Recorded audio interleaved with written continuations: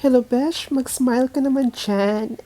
Para ka namang iniwanan ng jowa. Smile naman dyan, Besh. Hello sa mga shurikat o sa mga kat-kat diha. Kumusta kayong lahat dyan? Kumusta ang mga buhay-buhay natin? And for today's video, nandito ako ngayon sa Lund Cathedral. This is one of the tourist attraction here in Sweden.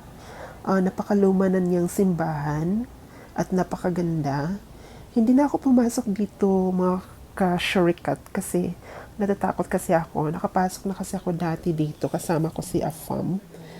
At nakakatakot siya kasi sa ilalim, sa underground ng simbahan, meron siyang cemetery. May mga puntod siya doon. Kaya natatakot ako pumasok na mag-isa. Kaya naglakad-lakad na lang ako dito sa labas at tumitingin-tingin sa magagandang tanawin din dito sa labas ng simbahan. And in fairness, marami siyang magagandang tanawin din. Actually, mga shortcut, galing ako sa doktor ko.